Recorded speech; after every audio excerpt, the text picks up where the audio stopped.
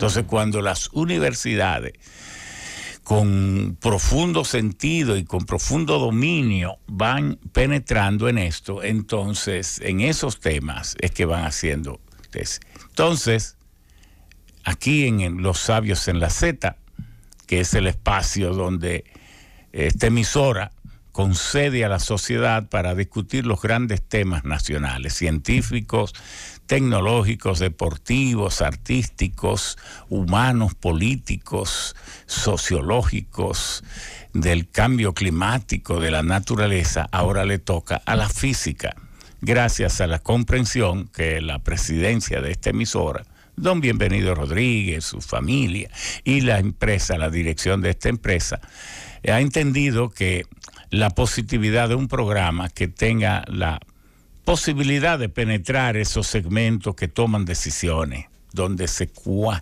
cuecen las decisiones sobre lo que hay que hacer en el país.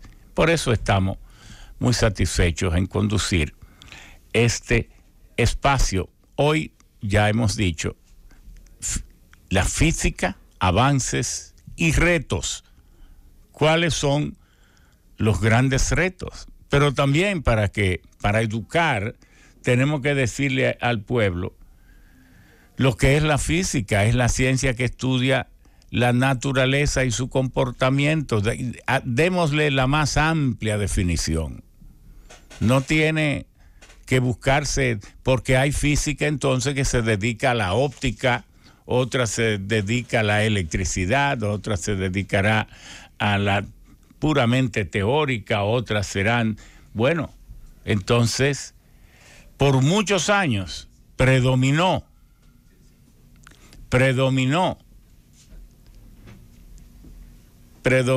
el pensamiento de Isaac Newton, el gran homosexual de su tiempo, Isaac Newton, o motivo de orgullo de los LGBT, porque si el hombre que su pensamiento y su genio dominó tantos siglos en el universo era homosexual, entonces ahí de entrada los homosexuales hacen ese gran aporte a la sociedad.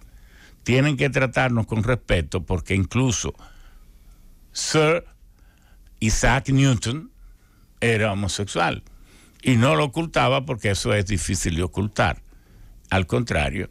Y entonces llegó a tener una admiración enorme de la sociedad que vivió.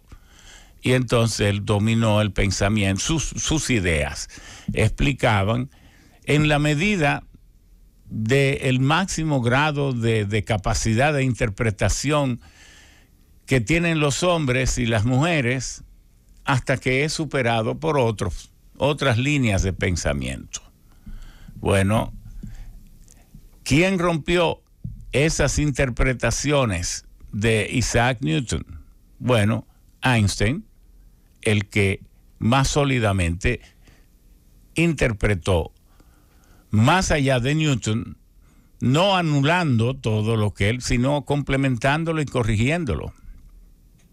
Entonces fue cuando él salió en 1905 con su teoría de la relatividad especial, que luego entonces, como creía que el universo no se expandía, entonces luego tuvo que, mediante la constante cosmológica, entonces hasta llegar luego a la teoría de la relatividad general.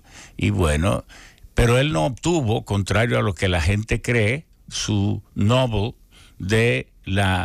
por esa teoría, sino incluso él negoció con su mujer porque era muy peleón y parece que tenía demasiados problemas. Y entonces incluso le dijo, yo cuando nos separemos y vamos a repartir bienes, a ti te va a tocar lo que a mí me toque cuando me den el premio Nobel. Y hasta eso él lo calculó. Y bueno, entonces le dieron su Nobel, pero por la explicación de los fenómenos fotoeléctricos. Bueno, pero hubo otros grandes como él, como Max Planck, pero muchos, porque la física viene, ¿verdad?, tratando de explicarnos la electricidad, pero ¿y qué era Arquímedes sino un gran físico? Cuando hizo sus espejos parabólicos y quiso aquella leyenda de que quemó las naves romanas desde Siracusa, que es una ciudad de Sicilia, ¿verdad? Y entonces quemaba las naves con esos espejos. Se han hecho experimentos y han dicho que sí, que es posible. Pero además, ahora mismo, una parte de la electricidad que se está generando es con esos espejos o espejos de esos perfeccionados, porque la energía solar, es decir, la producción de electricidad a partir de la irradiación solar, de la energía solar, tiene la más conocida, aquí la única conocida es la fotovoltaica de los paneles solares, las celdas o células solares. Pero ahora mismo en Perú, en Chile, se terminó el año pasado la gran planta Cerro Dominador en el desierto de Atacama, que vamos a ir a verla, ya tenemos una cita. 120 megas con una torre central de 250 metros y con un tanque de almacenamiento de salmuera de 40,000 galones, y esa es una planta solar de espejos parabólicos de concentración directa incluso. ¿Qué significa eso? Que se hacen unas esplanadas enormes, entonces se instalan unos espejos parabólicos que tienen 9, 12, 14 metros, 30 metros de diámetro, y todos se enfocan concentrando la luz, tienen un foco donde concentran la luz y entonces hacen que la concentren en el tanque encima de una torre de 250 metros de altura, y allí tienen un tanque y todos esos cientos de miles de espejos enfocando hacia ahí, calentando una salmuera que la llevan hasta 700 grados centígrados. Entonces esa salmuera baja, se almacena en unos reservorios para luego sacar esa salmuera caliente a 600, porque baja un poco la temperatura, 550, con intercambiadores de calores que sirven como si fueran calderas, entonces producen vapor, el vapor mueve las turbinas mueven los generadores de electricidad, y entonces el vapor vuelve y se reutiliza. Y ¿cuál es la sorpresa? Que esta forma de aprovechamiento de la energía solar, contraria a la fotovoltaica, que solo puede generar por 5 horas y máximo 5 horas y media, esta puede generar hasta 18 y 20 horas. ¿Cómo? Porque como se almacena el agua caliente durante las horas de sol, y entonces esta tiene la ventaja de que, contrario a la fotovoltaica, como la luz que nos viene del sol no es uniforme, es una mezcla de ondas, entonces el 38% es luz visible, pero el 43% es infrarroja y más o menos el 7% es ultravioleta. Entonces, para convertir la luz solar en electricidad, las que dominan y cuentan son la infrarroja y la ultravioleta. Y esas solo son efectivas de las 10:30 de la mañana hasta las 4 de la tarde. Entonces, las plantas fotovoltaicas están condenadas a ser solo útiles en esas horas. Pero esta de concentración solar con parabólicos y torre central, que pueden entonces producir calor para calentar la salmuera mientras haya sol, más intensamente cuando el sol es más fuerte y más débilmente de la otra manera. Pero ¿qué pasa? Que como se puede almacenar la salmuera caliente, entonces puede generarse electricidad aun cuando el sol ya haya venido el ocaso. Entonces, esa planta ahí en Chile se llama Cerro Dominador, es la más grande en América Latina, pero no la más grande solar. En el mismo Chile, Abengoa y otras compañías, porque España no es líder en campo científico, pero en el campo solar, fotovoltaico y por concentración solar, España es líder. Junto a Estados Unidos son los países líderes en el mundo. Y hasta Alemania tiene las empresas españolas que le van a instalar sus plantas, y que ahora Alemania va dando un giro también hacia la concentración solar. Bueno, algo que ahora en la guerra, todo el mundo está lamentando en esta guerra con Ucrania, es el tema de haber abandonado la energía nuclear para la generación de electricidad, porque la debilidad y dependencia que tiene hoy Alemania no depende del gas ruso como el promedio de Europa en un 40%, no, Alemania depende en un 65%.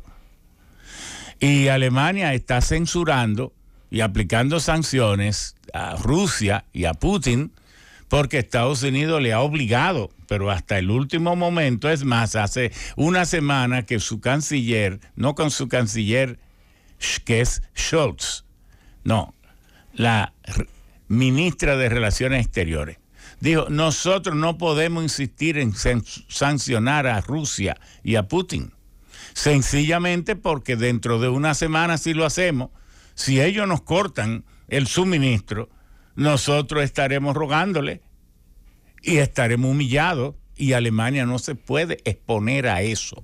Lo dijo así mismo, lo pueden buscar en las redes, pero Alemania tuvo que hacerlo porque se nos ha olvidado que Alemania no tiene ejército. Después de la Segunda Guerra Mundial, el ejército de Alemania son los 193,000 soldados americanos de Estados Unidos, estadounidenses que hay en Alemania, con 9 bases, o 9 o 12 bases, que le obligaron. No es que Alemania se ha convencido.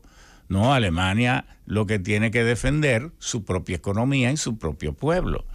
Ellos lo que tenían era una asociación empresarial con Rusia y le estaba yendo muy bien, tanto con los gasoductos del sur, que no son disque 2 que pasan por Ucrania, no, son 7.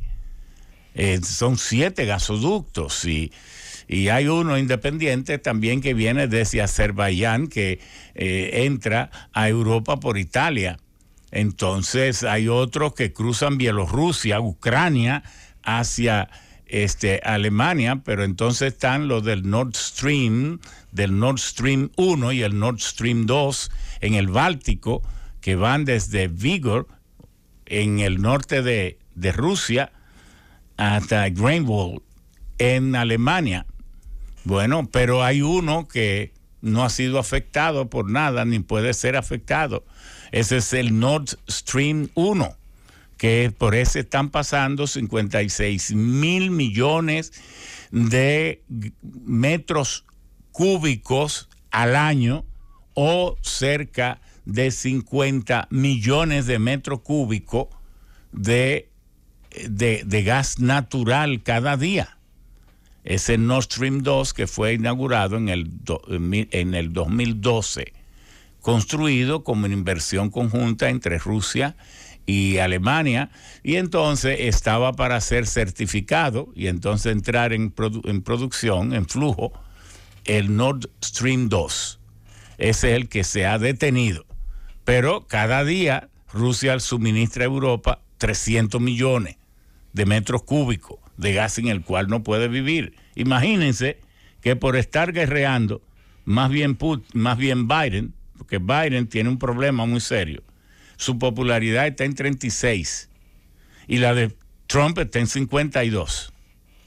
Entonces el 4 de noviembre de este año tiene elecciones. Si pierde la Cámara de Diputados y el Senado, ¿cómo va a gobernar?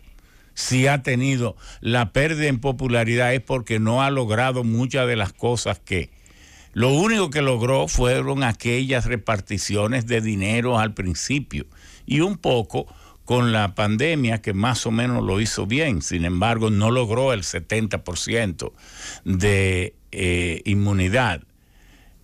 No por culpa de él, sino porque tal vez no se aplicaron los mecanismos que indujeran al pueblo a hacerlo, o la gente realmente, una sociedad, muchos dicen que Estados Unidos lamentablemente va en decadencia y que a los pueblos muy poderosos se les mete una locura y empiezan a hacer todo lo que no tienen que hacer para perder su poder. Pudiera ser eso, como le pasó a Roma, como le pasó a Cartago, como le pasó a los fenicios, como le ha pasado a todo el mundo, o como le pasó a Napoleón, que de repente creyó que era tan poderoso que fue a querer invadir a Rusia y entonces ahí lo perdió todo. Luego en Waterloo pasó a hacer nada. O como también lo han Gengis Khan, todo lo que han sido el poder mismo poder del Imperio Británico, que fue tal vez el más grande también, a pesar de que si usted analiza bien las cosas, todavía el Imperio Británico es más poderoso de lo que usted cree, porque yo estuve pasando revista en cuántas naciones la reina Isabel es la jefa de Estado, y son 44. Son 2.900 millones de seres humanos que están bajo el tutelaje de la reina de Isabel de Gran Bretaña, y eso para algo sirve. Porque miren, Australia, ustedes saben que 7.37 millones de kilómetros cuadrados.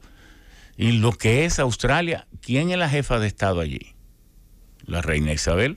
Pero, ¿y Canadá? El segundo más grande en territorio del mundo. Es la reina Isabel, que incluso nos puso una haitiana a mandar a Canadá. Michelle Jean, hace 10 años, una muchacha que se emigró de Haití a los 9 años, se hizo socióloga, y Anchorage, era el pivote de grandes programas de televisión y de radio, adquirió una popularidad tan grande que la reina Isabel la hizo la jefa de Estado, la gobernadora de Canadá, y por 8 años ella fue la gobernadora de Canadá, Michelle Jean. ¿Y qué significa eso? Jefe de la Fuerza Armada y de todo el servicio exterior, del servicio diplomático. Y la gente vota por el primer ministro en Canadá, que ahora es Trudeau. Pero la jefa de Estado es la reina de... Y en todas estas islitas, casi todas, todavía sigue siendo, pero en grandes otros países también. De manera que el tema de la guerra, que no puede ser omitido en ningún tipo de programa, porque tenemos que mantenernos activos. El presidente, yo personalmente considero como una provocación que un presidente de Estados Unidos sin ningún motivo vaya a ponerse a 80 kilómetros de una línea de conflicto. Innecesariamente, ¿qué busca en eso? Entonces, no es por justificar a Putin, no. Un solo muerto es demasiado. Aunque las naciones tienen sus espacios vitales, y Putin tiene 12 años diciendo, si siguen insistiendo para que Ucrania entre a la OTAN para colocarme bombas nucleares en mi frontera, voy a hacer eso. Ahí no hay nada nuevo. Todo lo había dicho. Al igual que el presidente más recordado del mundo, que es Kennedy, en 1962, cuando Rusia le puso ojivas nucleares en Cuba, llamó y dijo, tengo que ir a una guerra nuclear si no me sacan eso de ahí. De manera que cuando las naciones son imperios, y los imperios son una realidad, yo jamás lo voy a justificar, pero si busco la paz, tengo que buscar las causas de los problemas, no los efectos. Un niño, 139 niños muertos en esa guerra, me aterroriza y me llena de pena. Ese es el efecto, pero tengo que buscar la causa. ¿Era eso necesario? Porque ahora nadie puede ir a pelear a Ucrania, de Occidente, la han dejado sola. Ahorita todas las armas que le manden Rusia con sus drones, lo puede bombardear Rusia, y entonces a lo mejor de nada le sirven. Tienen que enviarle armas, incluso si van a ser aviones, tienen que ser MiG, los mismos aviones rusos, porque tal vez el tiempo no les da para entrenarse en aviones muy sofisticados de otra fabricación. Entonces, fíjese cómo la pobre Ucrania ha quedado envuelta. Desde que esto estaba a punto de estallar, dije, eso es algo buscado para que Putin suba en la popularidad, para que Biden suba en la popularidad, porque el pueblo norteamericano, cuando su país está en guerra, se arropan, abrazan a su presidente, pero lamentablemente ahora nuestro amigo por el que yo simpaticé, Biden, se ha desesperado porque a pesar de meter al país en esto, su popularidad no sube. Oigan, lo está buscando con desesperación y de ahí haber ido a 80 kilómetros. Eso es una pura desesperación.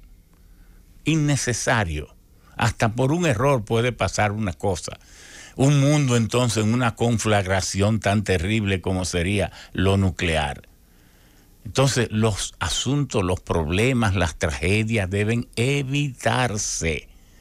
No es prudente eso. Bueno, entonces volvamos a la física. La física hace posible que todos esos aviones vuelen, o explica por lo menos, no es que hace posible, pero sí fue la tecnología nacida de la ciencia que ha manejado la física la que ha creado esos instrumentos tan poderosos. Que un submarino pueda emerger y sumergirse, también la física explica todas esas cosas. La física también habla de por qué todos esos tanques de guerra son tan terribles, de cómo un proyectil puede salir a miles de kilómetros. La física y la químico-física también explica eso. ¿Cómo puede República Dominicana impulsar, aprovechar mejor la vastedad de tecnología? ¿Debe un país pequeño como este invertir en tener una mejor conciencia y un mejor dominio en sus universidades de los avances de la física? Porque alguien pudiera pensar, ¿y para qué preocuparse en tantas cosas si todo viene prácticamente en papel de celofán? Todo nos llega hecho, e incluso son automáticos ahora con la mecatrónica, con los robots y todo eso, y que en los sistemas digitales y cibernéticos ya no hace falta ni siquiera que los ingenieros químicos y los físicos estén, porque un simple persona entrenado maneja armas y cosas profundamente y maquinaria sofisticadas. Entonces, ¿para qué tiene una universidad como la UAS o las otras un instituto de física, un departamento de física? ¿Para qué impartir clases de física? Todas esas son preguntas que se hacen. Y también se hacen preguntas de cosas que uno aparentemente cree que nunca van a servir para nada. ¿Y para qué estudiar el fotón? Pero los fotones tienen, ¿qué vida media tienen el fotón? O tienen, perdón, el protón. ¿Son infinitos o cómo son? Entonces, del estudio de todas estas cosas aparentemente muy profundas, es que nace muchas de las cosas y de las comodidades y de los instrumentos que sirven para cuidarnos la salud, para devolvérnosla cuando se ha perdido. Un rayos X, los rayos X que usted ha disfrutado tanto. ¿Usted conoce el nombre del físico que gracias a su dedicación y horas de desvelo pudo inventarse estos aparatos? ¿Y un tomógrafo? ¿En qué se basa? Y estas computadoras, sí, las que vienen. Todas estas cosas son las preguntas que tenemos que hacer. El universo. Bueno, ¿y para qué uno preocuparse del universo si no puede cambiar nada de él? Y ahora los científicos lo han empeorado, porque dicen que todo lo que conocemos, que nos parece que es mucha ciencia, no incide ni en el 3% de lo que es el universo en su totalidad, porque los agujeros negros y las materias negras y la energía negra es lo que domina hasta ahora el mundo. Entonces, ¿para qué estudiar una cosa que es tan chiquita y tan insignificante? ¿Cómo? Pero es que usted no tiene forma de irse a vivir a otra civilización ni a otro planeta y nada más se vive una vez. Todo se reduce a eso, que solo vivimos una sola vez. Y yo, como un chiste, como ahora los compañeros se quejan tanto de que no le han dado sus empleos, y como el PRM en un 97% es PRD, algunos me dicen, yo tengo 40 años luchando en este partido y nunca me he comido una menta. Entonces yo ahora estoy comprando funda de menta y se la riego entre los compañeros para que cuando alguno hable sea con una menta en la boca. Y entonces yo le digo, ¿cómo que usted está diciendo? ¿Y qué tiene usted en la boca? Una menta. Digo, bueno, pues por lo menos te tiene que decir que yo le traje una menta. Los compañeros se ríen, porque también los compañeros acostumbran a culpar que tengo 70 años de edad y me estoy haciendo viejo en este partido, y yo le digo, no, espérese, la edad que usted tiene no es culpa del partido, es culpa de la fecha de su nacimiento. Si usted hubiera nacido en otra fecha, usted tuviera otra edad. Entonces son chistes que uno le hace para chocar los compañeros y decirle que solo se vive una vez, y en eso tienen razón, y que los gobiernos están para luchar por el bienestar de su gente. Tal vez el mejor gobierno del mundo sea un gobierno de físicos. Por lo menos de estos 4 físicos que tengo aquí, veo que se sonríen, porque a algunos les tocaría ser presidente, a unos y a otros. Vamos a hacer una pausa y al retorno vamos a presentar los nombres de estos seres humanos que han tenido la paciencia de ser físico. ¿Quién ha aplaudido a un físico nunca? Tal vez en Estocolmo, cuando entregan el premio Nobel. Bueno, vamos a la pausa.